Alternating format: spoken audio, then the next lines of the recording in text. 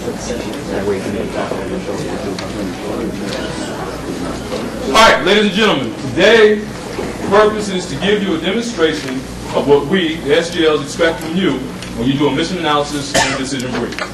First thing I want to make sure you understand is what we're going to brief you has nothing to do with casting the C order or any of the stuff you've been reading so far. Has nothing to do with it at all. Only thing we want to make sure you understand is how to do a mission analysis brief and how to do a decision brief. Cool? Cool. All right. First thing we want to talk about is the mission analysis. All right? Somebody explain to me what a mission analysis is.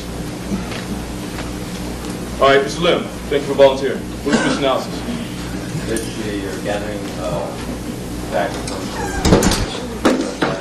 Speak up so everybody else can task to help you come up with your plan. Facts, assumptions, implied, specified, essential tasks, all those are extremely important as you do your mission analysis. Some things you need to make sure you have are your capabilities, your requirements, whatever you think your shortfall is going to be, and maybe mitigations. Your mission analysis, it is not how you're going to do it, but what you need to do. Everybody understand? Outstanding. All right. We're going to go ahead and get started here in a second. And again, I want you to make sure that you understand that this briefing has nothing to do with things you've been doing previously. All right, as each instructor gets up and brief their part, whether it's the S2 or S3 portion, periodically I stand up and interject and tell you why they're briefing what they're briefing, or I will tell you what they missed that we expect you guys to be able to catch. All right, most mission analysis briefings, most briefings that you get, most decision briefings are based off of the maneuver operation. What we want to try to get you to think about is how does that affect you as logisticians. So this is a logistics brief. You are the VSB S2, XO S3, and a VSB. Your main focus is logistics. Cool? Cool. Outstanding.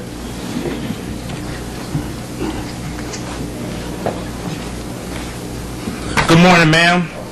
Welcome to the mission analysis brief for 7th BSB, 4th HPCT. Ma'am, this is the agenda we'll be following for today's brief. Ma'am, purpose to provide you with the staff analysis in order to sustain all operations in order to secure the border and come up with feasible solutions. Ma'am, here's the proposed recommended mission statement. 7 BSB sustains the BCT in order to secure the international border. Ma'am, at this time be followed by the S2. Ma'am, Captain Olmsted, S2. Here's the train orientation. To the north, we have the Greater Caucasus Mountains.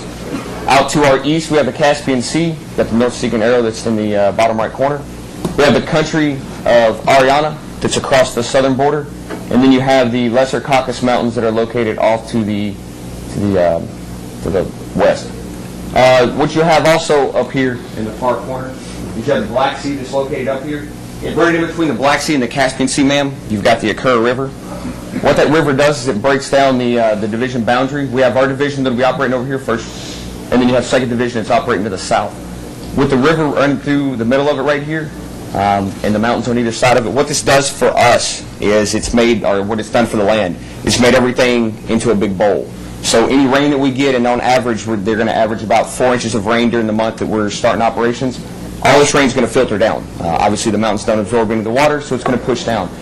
The local indigenous people, they've already cut canals all throughout this area for their farmland, which is going to create a big problem for us because we only have one avenue of approach that moves down through here. This avenue of approach that runs the entire distance also parallels where the pipeline is. The problem we're going to run into is we already know that the enemy has been set up along those routes. They wanted to secure the pipeline. That's the whole reason why the Ariana forces moved into the area. So this avenue is going to be covered by them. There's very, very limited vegetation that's through there, short of the crops that are being grown.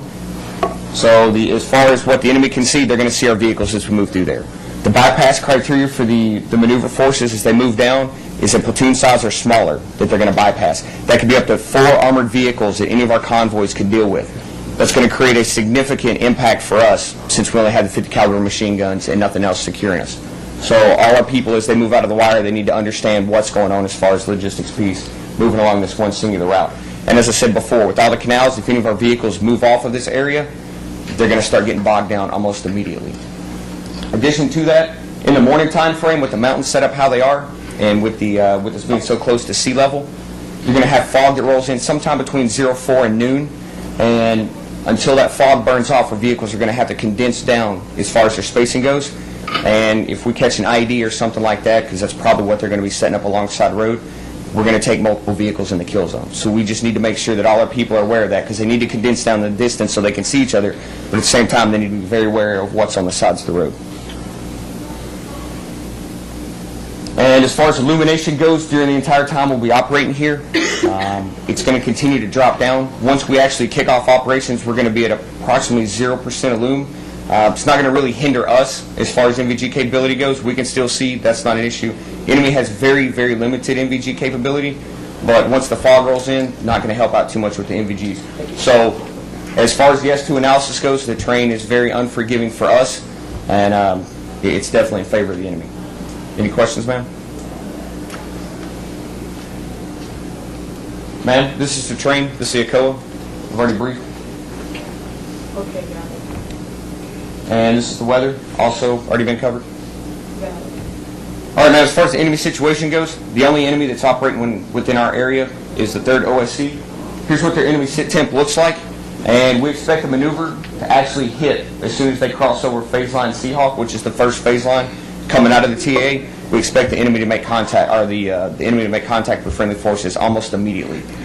And as you can see, the enemy has been they've set up all along this route because they want to make sure that they have the actual pipeline itself secured. So we'll continue to develop, and any information we get from the predator feeds, we'll make sure to update during the COA analysis. All right, we're going to pause for a second. What are some of the things the BSB S2 is responsible for doing? Enemy, we talk about the enemy. Everybody understand what an event template is? The S2 is our link to the enemy. The S2 sits in our staff, and he tells us, okay, I'm the enemy. This is what I'm going to do if you do something else. What you do not see on this, which should be there, we know the enemy has weapon systems, right? And we've got templated where the enemy is, right? So what's important to us are those issues. Well, if they have some type of weapon systems, what about their range fans? If I got a convoy coming down here, I know the enemy is close here, they're pretty close to the road system, so I'm okay. If I got somebody way out here or out here, can they reach out and touch me? My long convoys? Probably. So I'm going to be extremely concerned about how far those distances are. All right, again, it's only an estimate, it's only a template, but that still helps me do my planning. The other thing, we know they work in small 2-man teams, 2 to 3-man teams, right? So what are they going to do? If there's only a small element, then they're going to try to get me at the most softest point they can get me at, which is where? I don't know, maybe it's a bend in the road, maybe it's around a large obstacle, maybe it's going through a city. That's important to me. I need to know what they're going to do at those particular points. So I can probably template, if there's a bend here, big bend, maybe, if it was me, if I was the enemy, I'd probably situate right off to the left or the right of that, maybe set up ambushes. That's important. The S2 needs to be able to hit on that. Also, if you think the enemy's going to set up IEDs or minefields, those also need to be templated on here. Because again, me as a logistician, I got convoys. It's important to me to know where and where I can't go. Also, I'm thinking about setting up my BSA. Well, where can I set up my BSA at? If there's a minefield templated over here, because we know the enemy is over there, they know we're going through that area, then I need to know that too. I need to know that as well. Also, we talk about when we get into the most dangerous, most probable course of action, we'll talk about it a little bit more. But as the BSBS2 and the BSB, me as the BSB commander, I'm expecting you as the S2 to tell me what the enemy is going to do and how it's going to affect me and my logistics. One of the things he mentioned, he talked about when we talk about the fog rolling in, or the weather. Well, fog, that's fine. Everybody knows one thing a lot of us like to talk about is NVGs during fog elements. Well, us riding our convoys are going to shorten down their distances. They might go a little bit slower. Well, what's that going to do to me and my long convoys? Well, if I do the time distance factors and I say it's going to take 3 hours on a good day, well, now it might take 6 or 7 hours. So I might need to plan something else, or additional logistics, or maybe my convoys go out a little bit early. Maybe they go out a little bit later. So those things you need to think about. Cool? Ma'am, last but not least, we have the enemy's most probable course of action, most dangerous course of action. Most dangerous course of action, we already know from the people that we've been infiltrating in, trying to listen in from PSYOPs and everything else. The enemy's starting to spread around. They have weapons of mass destruction. If they actually do, and none of this has been confirmed yet, but worst case scenario is they'd set off a weapon of mass destruction somewhere in the city of Baku, where the population is huge, and then that leaves us to clean up the mess. Most likely course of action, though, that's going to happen is as our forces move through and they annihilate everything, the enemy's going to back off and they're going to drop down into the cities, into the surrounding areas, drop their uniforms and everything else. They're going to blend in, kind of set up a nice little web defense, and they're going to do hit and run. Probably the most probable course, our most popular place will be right here where it's circled off. We've got a bridge that's right here. It's a one-lane bridge, one way in, one way out. So the easiest way to do is to set it up right there. Perfect kill zone, and we're stuck as we go through. Any questions, ma'am? All right, ma'am. This is just the most dangerous course of action, most probable course of action. And I'll be followed by the S3. No calls. We talk enemy courses of actions. Enemy has a vote.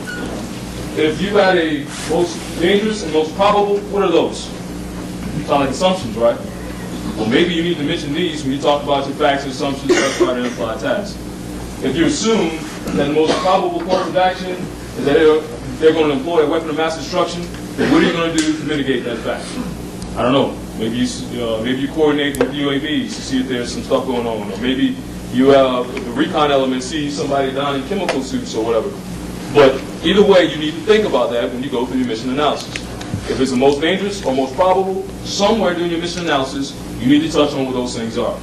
Cool? Captain Wade, ma'am, I'm the battalion S3. This is the mission and intent and the end state. 2 levels up, ma'am, for the division commander. Thing to note is the end state. At the conclusion of this operation, 1st Division will be at 80% strength and prepared to secure the international border and re-establishing the Arianan forces, re-establishing Ariana as a whole. The 4th Brigade commander's intent and end state. Ma'am, thing to note is that the key task, overall control of the coalition forces oil pipeline and to secure objective Husky and defend or defeat the Arianan forces in zone. Thing to note also, ma'am, is that we will be at 80% strength and prepared to attack across the international border if need be. Nested concept. Ma'am, if we continue the mission, we will further develop this.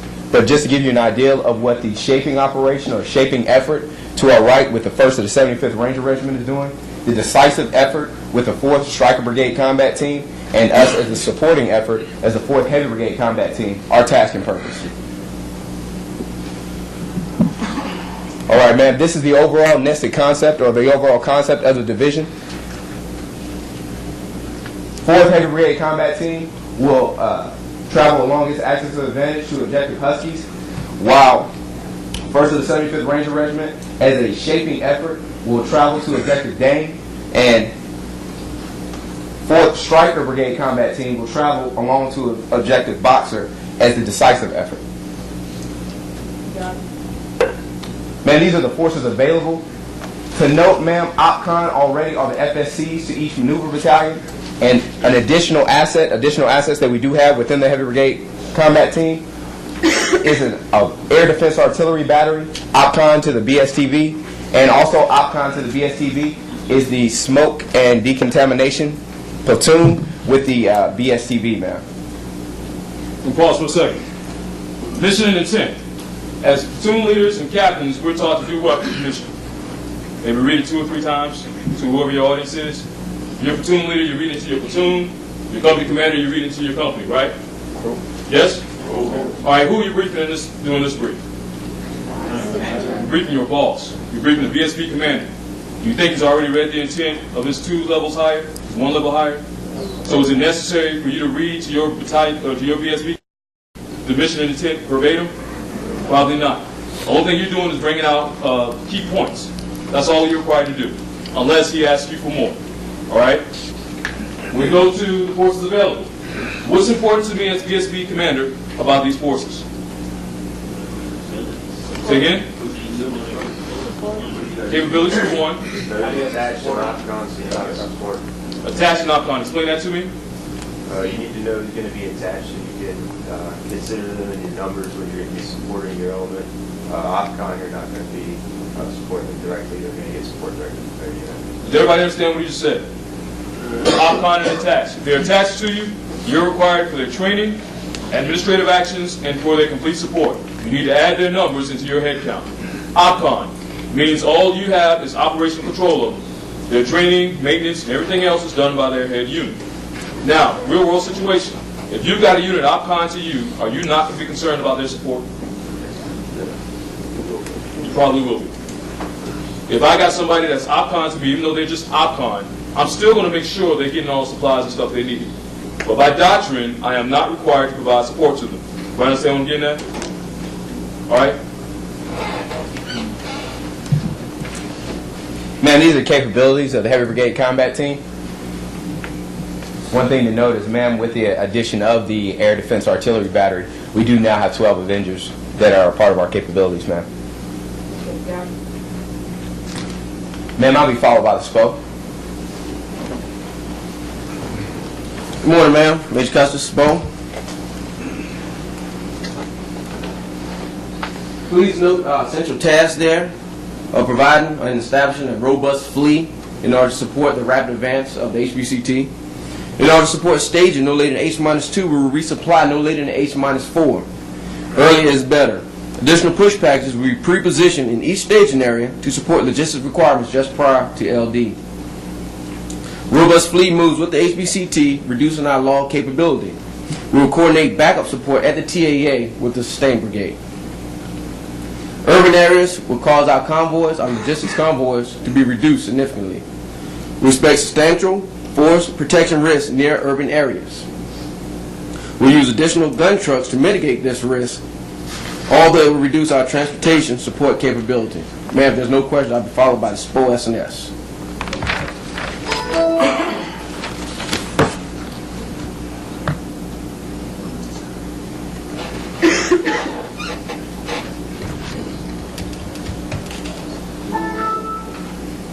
All right. Facts, assumptions, implied, specified, essential tasks. Again, you do not have to read verbatim, word for word, each one of these all the way down. What you need to do is pick out the most important ones and brief them to your commander. Give them time to read through the rest of them. If they have questions, they'll ask. Make them know. Go back one slide, please. If you determine that you have an essential task, that essential task probably needs to be the first thing in that page. That's probably the first thing you need to bring their attention to. Everybody tracking? If you have an essential task, that probably needs to be the first thing on this page at the very top, and that's probably the one you want to explain to your boss first. What is an essential task? Has to be completed. Say again? Has to be done in order to accomplish it. Has to be done in order to complete the mission. If this is not done, what you're saying is this mission will completely fail. Where will you find essential tasks? Where do you need to put them at? In your mission statement. So if you have something you determine is an essential task, that essential task needs to be in your mission statement. So what we should see, based off of this, being what the SPO says is an essential task, somewhere in the restated mission for the VSB, what should you see? You'll probably see a fleet. If this is actually an essential task. Well, All right, good morning, man. My name's Major Garvin, it's your SPO SNS. I'll be talking Class 1, Class 2, Class 3P, and Class 4 this morning. What I'd like to draw out the most importance on this first slide is per the division order, we'll be operating a ration cycle of MMM until D+2. Individual soldiers will have 3 DOS of MREs and bottled water on hand. All right, that's our first fact. Specified task per the order, we are establishing a Class 1 supply point in the TAA. Tied to that fact. The implied task we'll be doing is issuing a Class 3 DOS of Class 1 bottled water in the staging area prior to LD. Why do we issue it in the staging area? Reason being is we want to make sure it's timed properly. If you issue it too early, we have a risk the soldiers will consume the water, use the water for personal hygiene, or they might strip their MREs, eat all the good stuff, and then when you get going past the LD, you don't have the 3 DOS that you need. So, give you assurance and peace of mind as commander, they'll have what they need. Any questions on the slide? No, next one. All right, Class 1, second slide. What I want to bring out here is the bulk water distribution beginning on D+3. as you go the third way down the slide. That's our first fact per the order. Now, the assumption we make off that is water production will start no later than 6 hours after seizing the objective. I understand you have a little concern about that. 6 hours is a pretty bold assumption to make. So we've done a little planning for that. An implied task we have here is to request contingency bottled water and bulk water support from Sustainment Brigade through D+5 in case things don't go as planned. We've estimated 35,000 gallons per day. May come in a push every day, or may come in a push every 2 days.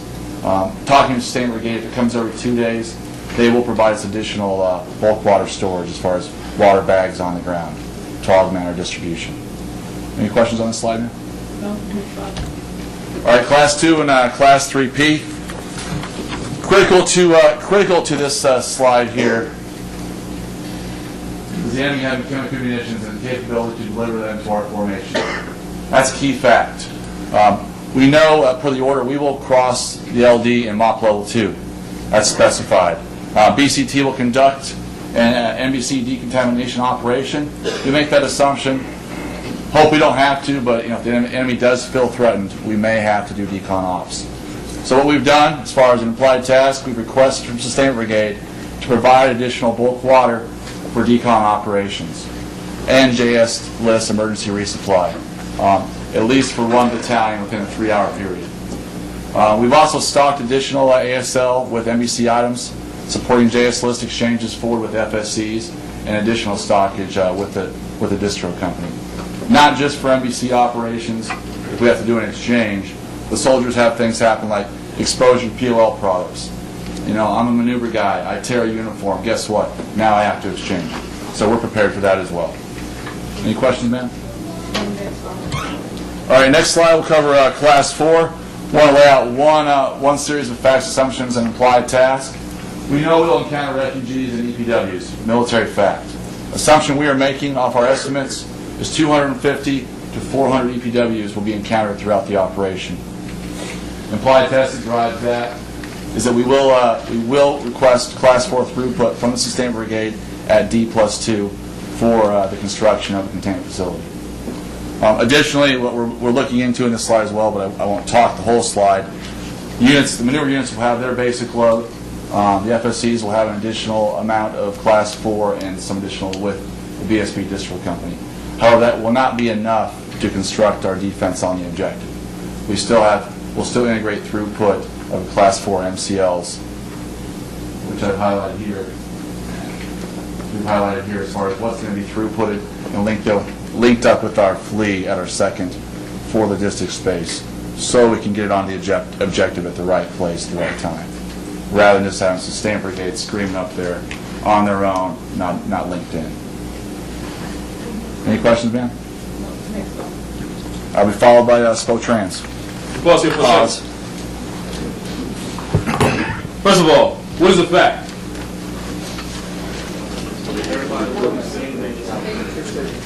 All right. Is it necessary to list every fact that you have during the mission analysis? What should that fact have? You put a fact on here, what else should I see? Assumption, implied task.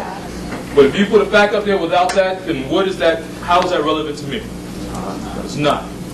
What else is missing from all of these facts, assumptions, implied, and specified tasks? Phases? Okay, that's not what I'm looking for. Good eye, though. What else? Who is doing the applied task? Who? That probably needs to go in there too, but let me focus you a second. Say, we're talking about issuing $3 Class 1, field feeding operation start. The SB requests Sustainment Brigade field feeding support. No specifics. I'm saying that yes, the VSB is going to request Sustainment Brigade support, but of what? Of how much? What is the requirement?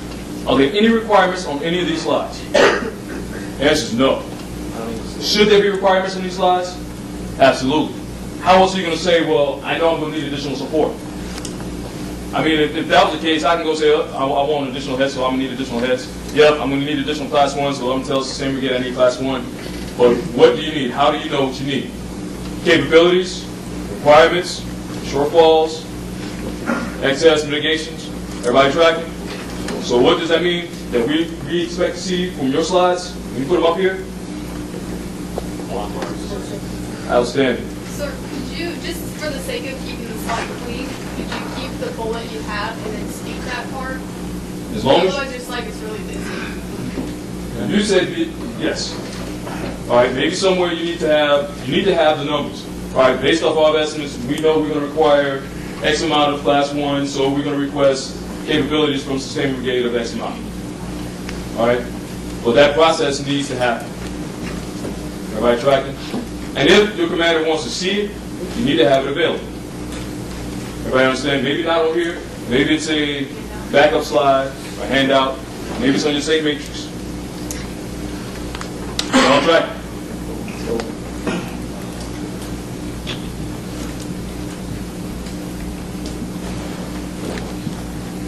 Good morning, ma'am. Major Custis, Spoke Trans Officer.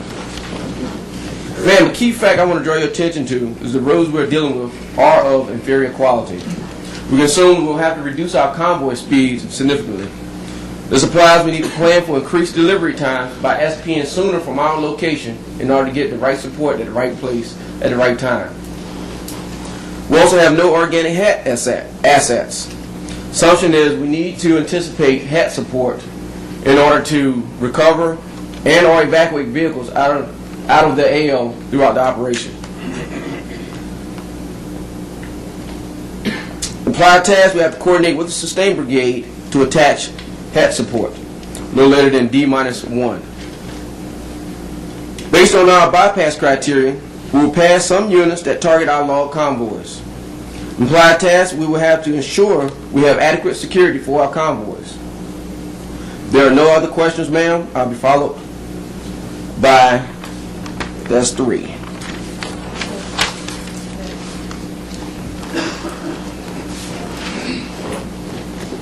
Ma'am, the following are the PIR, or the priority information.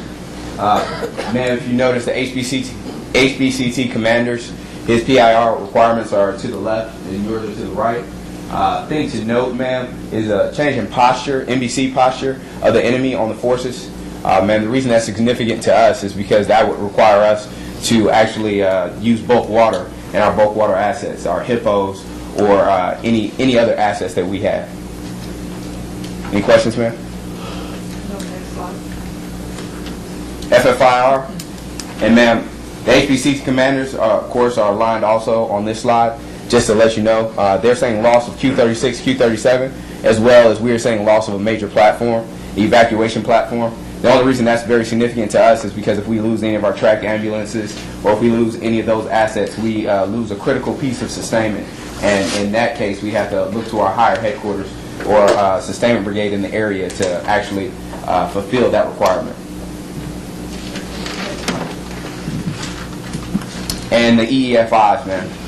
Again, we are aligned also with the HBCT commander. And the thing to note here is the logistical operations in place from that force right there could hinder us in actually operating in sector, in zone, and actually getting the logistical support out to the maneuver elements as needed. And chemical strike at phase line Falcon, that right there would not hinder us, but that would cause us to reassess. When I say reassess, we would have to look back within the BSB to see what bulk water assets we could push forward for decontamination. If we didn't want to push them forward, then we could keep them at one central location and do decontamination along the phase line if necessary. Now, special purpose forces have turned local population against the coalition. Would also hinder us because we already are going to get harassing IEDs and small harassing elements with 2 to 3 man teams. But if special purpose forces turn the coalition against us, then we'd have not only those forces, but then the local populace against us as well. Ma'am, again, this is the recommended mission statement. To note, ma'am, is no less than 80% strength and on-order support and attack to secure the international border. That is very key in our operation, trying to achieve that goal. Of course, as logisticians, we're trying to achieve and really plan for higher than that. but the brigade's intent and the brigade commander wants us to at least no less than 80%, ma'am. I'll be followed by the XO, ma'am. Ma'am, this is proposed timeline. Key events on here. Be the briefing to the Brigade Combat Team XO, analysis in order to get decision brief to the commander, ma'am. Pending your guidance, ma'am, this is our recommendation, develop 2 COAs, and our support for the main, the supported effort, then the fixed fuel and arm, and provide maintenance and medical to our guys.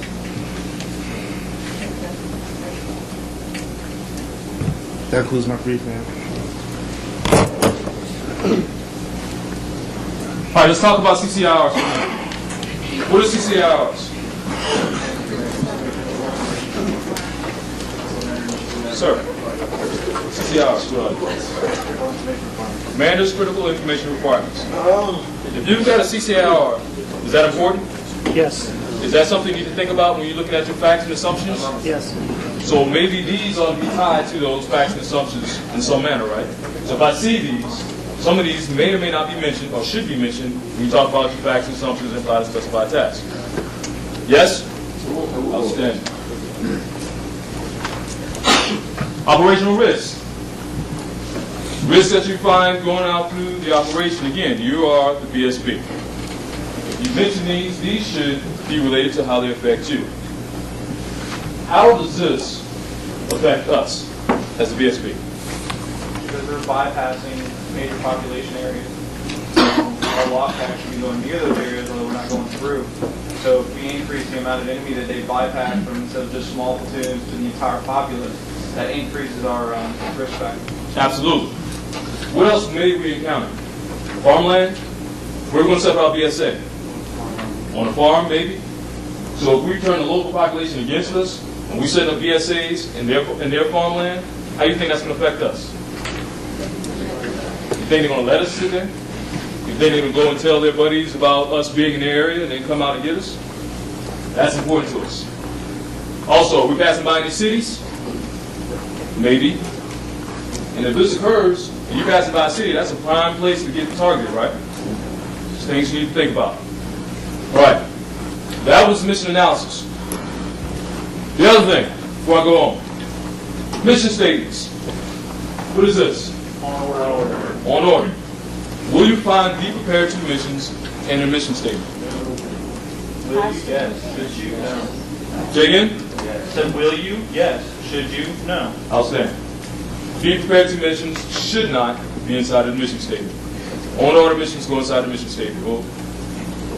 All right. That was mission analysis. That's what we expected to brief, what was briefed, and what I interjected upon. Are there any questions about mission analysis briefs? Ma'am. You had mentioned during the task storm to the scope that one of the essential tasks or whatever was the three. Yep. You said you needed to restate it. If it's essential, then why don't you restate it in the mission statement here? Absolutely. So what does that mean? It's missing. It needs to be. Absolutely. It is wrong. If you have, now, does everything you do have to be an essential task? No. Unlikely, the essential task is this right here. Sustain the 4-HBCT. That is the essential task. All right? But if you have an essential task, when you go through your FASIs, yes, it should be mentioned in your mission statement. It's an on-order mission, though, correct? Say again? You say it's on order then. You can be prepared to, you can say you be prepared to, you just say on order. Inside, if you're on order to do a mission, yes. Why is that? An on-order mission is something that you're going to do when somebody tells you to do it. Be prepared to, you may or may not do it. Sir? I don't know if y'all know it or not, but in the division order, in the mission statement, there at the very end of it, it says on order. Be prepared to do yada, yada, yada. Absolutely. It's wrong. You're absolutely right. Outstanding. Any other questions, statements, comments? All right, we're now going to do a demonstration of a decision brief.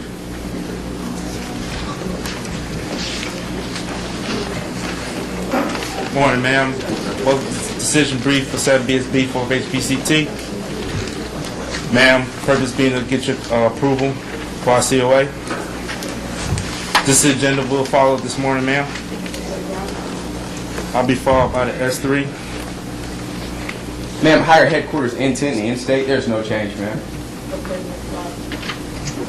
Restated mission, ma'am, as follows. There's no change, ma'am. This is the status of the forces, ma'am. I do apologize up front for the slide being blue. It should be green for T, E, and S, which is the troops, the equipment, and the supplies. But all units are green in the TAA, ma'am. I'll be followed by the 2, ma'am. Ma'am, Captain Olmsted, S2. Just to give you a quick update, we've since the brigade's launched UAVs and the units that I templated before, they really are out there. What they've started to do is they've really started digging in pretty hard and heavy. It looks like they got a couple cuts across the road. This is definitely going to impair us as we move along. We've also seen them as they move down around this bridge. This is one of the big pieces that they're using to move between all these units that are here and run the resupplies up to Baku. So they're definitely using this, very well trafficked. And we also assume that as soon as our convoys start rolling down through here, since none of the vehicles can get off the road because all the canals that butt up to it, roads are going to get torn up pretty quickly, which is going to slow down our movement almost immediately. All right. Any other questions, ma'am? Be followed by the 3. Ma'am, Tactical Task Organization. To note, the Air Defense Artillery Battery has been broken down in the brigade, and from there, the 2 maneuver units do now have platoon-sized elements. The 3 maneuver units, I apologize. 3 maneuvers have platoon-sized elements. We as well have a squad. We also have a squad of MPs, ma'am. The task and purpose will be followed by the SPO, and he will elaborate on that, ma'am. And there is also a chemical and decontamination, smoke and decontamination platoon still with the BTB. These units, ma'am, are OPCON to their higher headquarters, to the units that they are underneath. Any questions, ma'am?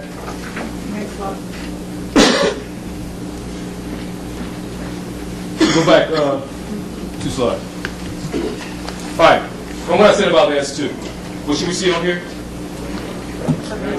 Range bands, templated minefields, templated obstacles, stuff of that nature also. One of the things the S2 mentioned was UAVs. We as logisticians, sometimes we don't think ahead. We don't think about, okay, well, I know I don't have supporting assets. When we go back to the task organization slide, you see there's an MP, there's a squad attached to the VSP. Well, there's only one MP squad in the entire VCT. You think we're going to have that one MP squad just for us? Probably not. Probably not. That's good thinking, good wishing, but probably not. So what other things can you do to protect your assets, your law convoys, outside of MP or making sure your soldiers are trained? What other things can you do? ISR. ISR? Absolutely. You mentioned a UAV flying out. Well, what's to keep you from looking at the order, seeing who's going out doing ISR, and maybe coordinating your lawn convoys for when the UAVs go out? Or if you've got scout helicopters flying around, to make sure your lawn convoys, or try to time your lawn convoys at the same time those go out. What's to keep you from doing that? Sometimes we as logisticians don't think that far ahead. We just try to see what we can do by ourselves and then push out. But there's a lot of other things going on. We have to read everything else in the order, including the Annex F and our VCT orders, or division orders specifying us to do things. All right, tracking? Man, this is the nested concept. As we've further broken down the mission, we know what our sister battalions are doing. Thing to note, though, ma'am, is that we, as the 7th BSB, sustain the forces within 4th Brigade, Heavy Brigade Combat Team, and facilitate, in order to facilitate operations within our sector. Okay, next slide. Yes, ma'am. I'll be followed by the SPO, ma'am.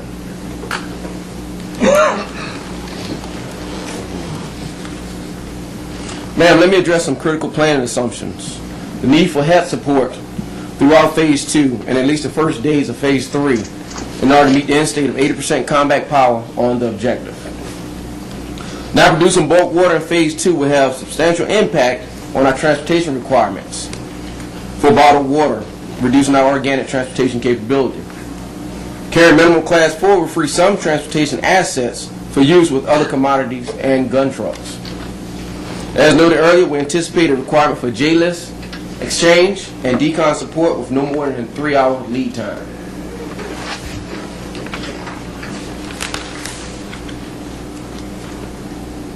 Ma'am, note the addition of an MP and air defense section attached to the HHC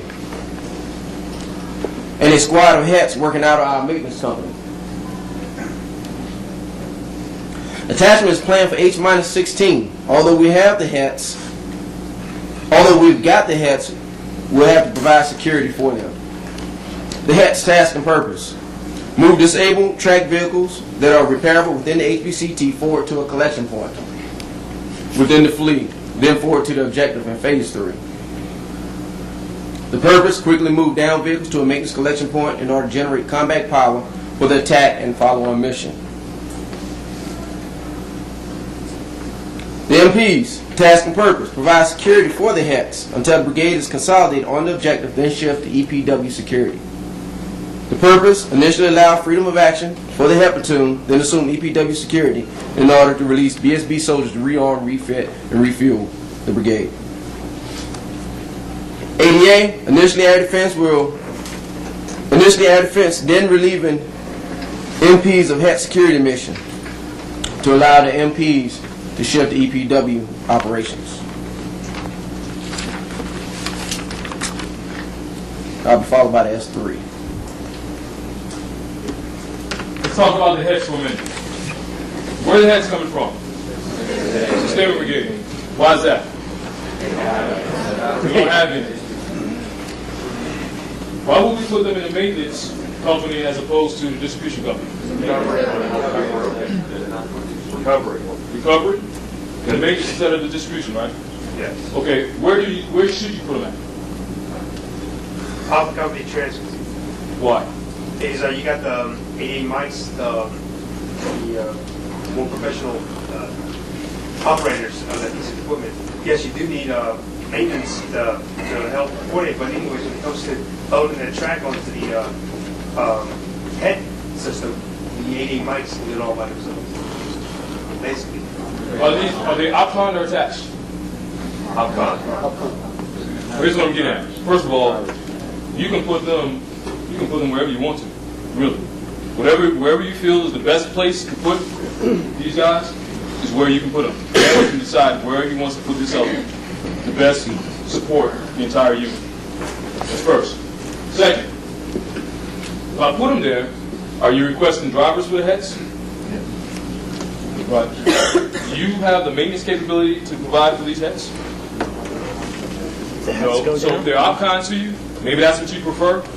Because if something breaks down and they go back, but oh, wait a minute. They got to go back to the Sustainment Brigade for maintenance support. How is that going to help you in your support? I don't know. Maybe you request a maintenance package to come down with them. Maybe you request additional supplies so you can put them on your ASL. Or maybe you continue to have them OPCON and you push back. Either way, these are things you need to think about. Bull? Sir? Or maybe because it's a mix of EPWs. Who's transporting those EPWs and are we dedicating our vehicle assets to do so? Where are they coming from? That's a good question. Maybe that's a good assumption. Maybe that's something you need to plan for. Put an assumption about it, you send it up to higher, and you get an answer back. Anything else? Sir? We assume that those MPs are going to be with us for the whole phase, but you have to realize that, at least in my experience, as soon as you start to get a flow of EPWs, Brigade Commander is going to pull that from you right away. Absolutely. Another good assumption. You're going to assume you're going to have the MPs for the entire operation, then that's what you do. But then you're going to set up, all right, I didn't talk about assumptions. What eventually happens with assumptions? You set it up for RFI or an RFS. You get an answer back to either approve or disapprove it. All right? So if you're wondering if you can keep the MPs for the entire operation, you send up an RFI, they'll tell you either yes or no. Then you got to consider and continue planning from there. No. Any other questions before we move on? Outstanding. Man, this is the tactical course of action, just to give you an idea, briefly, on what's going to happen as far as maneuver units within the HBCT. 04, the cab will actually screen to our northern flank. Then in 1000 hours, we will LD, and we will travel along TAA Lance We'll take an 8-hour tactical pause at 1600, and then further we will travel to Objective Huskies and take Objective Huskies as a maneuver brigade combat team at 2200, and then the CAV will reconstitute itself with the Heavy Brigade combat team on Objective Huskies at 02, and then at 0800 we will assume a defensive posture on Objective Huskies. Any questions, ma'am? Followed by the spoke note.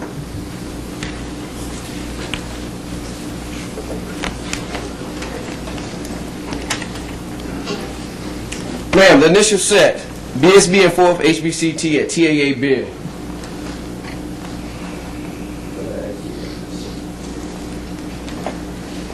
Seventh BSB builds the fleet.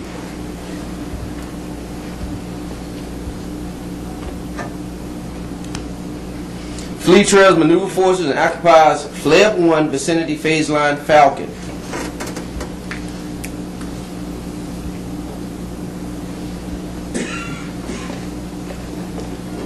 As maneuver forces cross phase line Packer, the fleet crosses Fleb 1 and jumps to Fleb 2.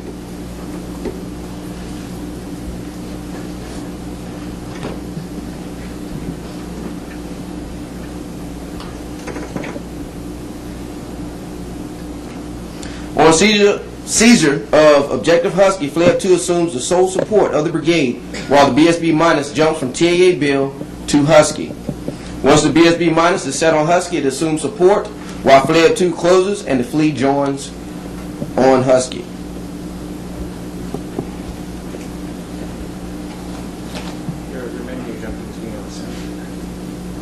Ma'am, there are no questions. I'll be followed by the SPO SNS.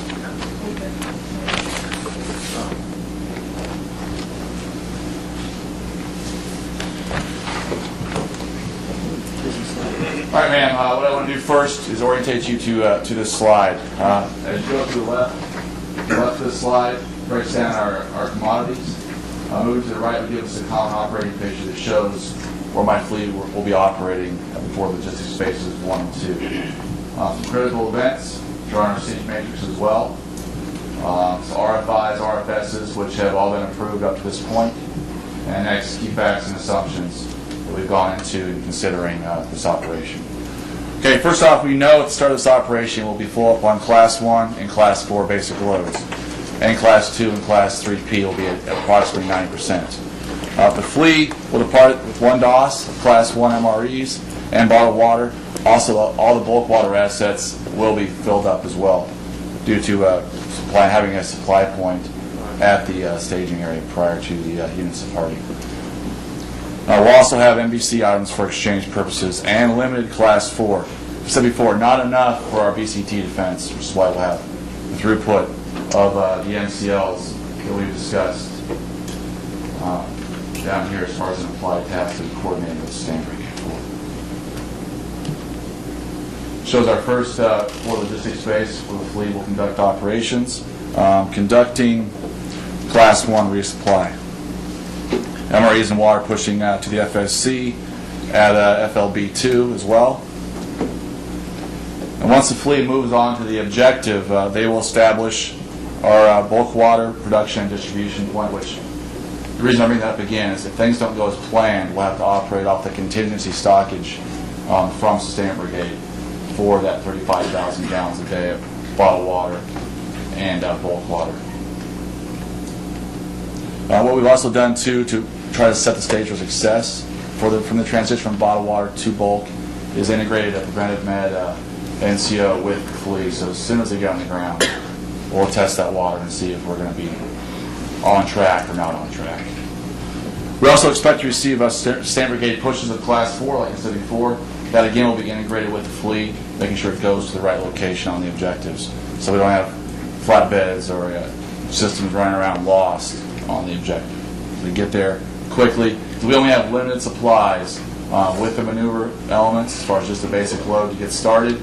Have a little bit more to help them augment their construction purposes of the hasty defense with the FSCs and the BSB. But even all those assets, still not enough for a complete defense for the BCT. Later on the objective, we will receive a replenishment at the BSB for Class 1 MREs and water as well. Barring any questions, I'll be followed by SPO trains. Pause. All right. A few slides back, there was a slide that popped up and said critical assumptions. When we were doing into the mission analysis, there were about, what, 2 or 3 slides for every commodity mission analysis? How many do we have up here now? Why is this up here? Maybe because these are the most important things that we figured out after as we started going through the decision brief. And if you had a few slides back that said critical assumptions, maybe those ought to be on here as well. We talked about critical events over here, on the far right side. Where else will I find these critical events mentioned? If they're critical events, where else will I see these? In your sync matrix. Maybe those are some decision points. Those are critical events. What else is the slide missing? Class 9. Class 9? Okay. This is okay. I'll accept that. What else? I mentioned it before in the previous slide, in the previous brief.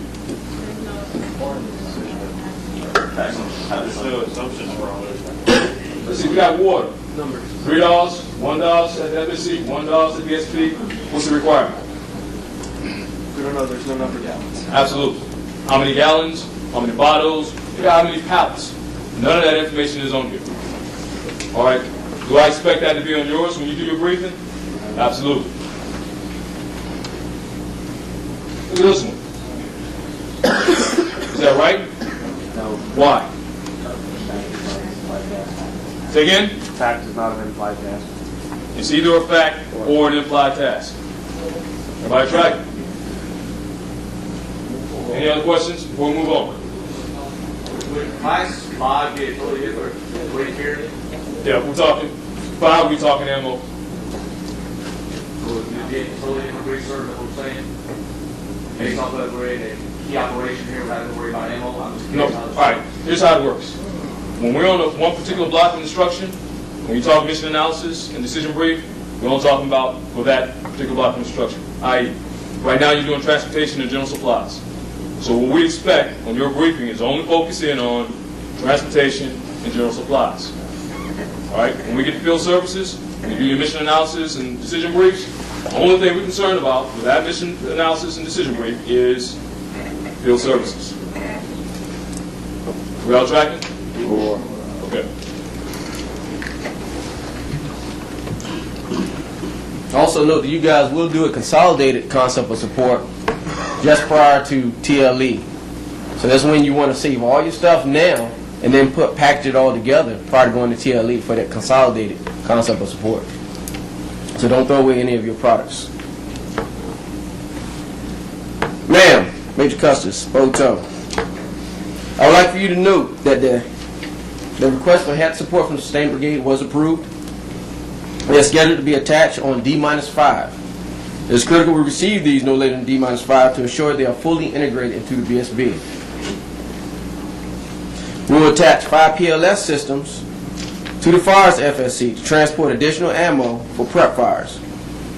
We will locate 3 LHS systems with the fleet in order to more rapidly support the brigade.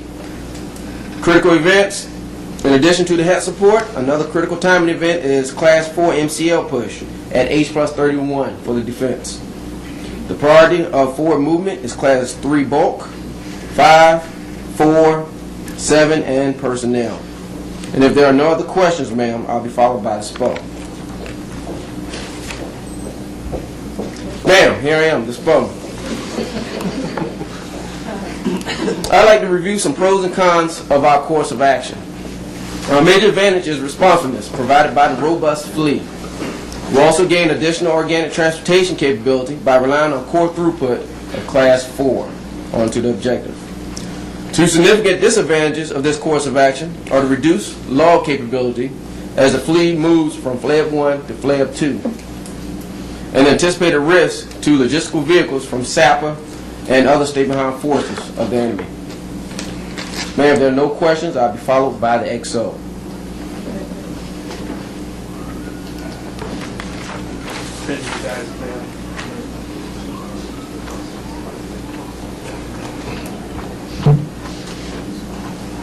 All right. What are the disadvantages? Security for logistical vehicles on lots. If we've got MPs, we've got high-speed soldiers that are trained to do their own security, why is this a concern? Because you're using organic acid for security and instead of your combat power capability. Okay. What else? Well, it's relies heavily on the one central route, so. I'm sorry? The plan that was outlined relies heavily on the one central MSR, and there's no way to get around that, so you have no choice but to rely on heavy security. Okay. What else? Sir, you've already stated that we may not have control over the MPs to do that, to utilize them, so. Outstanding. All good points. I just want to make sure you guys understand. Cool. All right. One of the things this is a PowerPoint slide. What are you doing your briefing off of? CPOP. Will you use PowerPoint? No. You will use CPOP and or PCS3. Everybody tracking? All right. One of the things Major Custis mentioned was keeping all of your stuff, putting it together, and compiling it for TLE. Here's what we're talking about. One of the purposes of us focusing in on one commodity at a time or a couple of commodities at a time is that for that specific commodity, that's what you focus on for one. And then you develop the best plan that you can for that particular commodity. Once we're done with all of them, you take those best plans, you mesh them together, and you should have the best possible concept of support for the entire operation. That's the intent behind it. So all the stuff that you're doing now, don't delete it, you keep it. When you go through your briefs, and your SGL or whoever is that receiving your brief, and they tell you, nope, you need to change that, nope, you need to redo that, don't take it for granted and leave it. You need to go back and change it. Because if you're going to use that again, then you already have the changes made to it. Also, your RFIs and RFSs, keep them. Because when we get to the end, going to TLE, those same things you may or may not get. But if you've already kept everything that you requested based on the support you're going through now, those things may come up again. If you've already got them listed, then you might not have to go back through them all over again. All right? Are there any questions about mission analysis or decision brief at this time? No questions? Sir? Is this going to be on shared drive? No. What are you going to do? All right, make it so. The other thing with that, I mean, I see your guys' formats, and do you want everyone briefed to go by this exact format? You will get, the format is, does it have to look exactly like this? No. What are we looking for? Content. All right. With that being said, if your S2 is briefing and the S2 sticky looks one way, then everybody's stickies need to look the same. That make sense? When we go back and we're talking about the way this is formatted,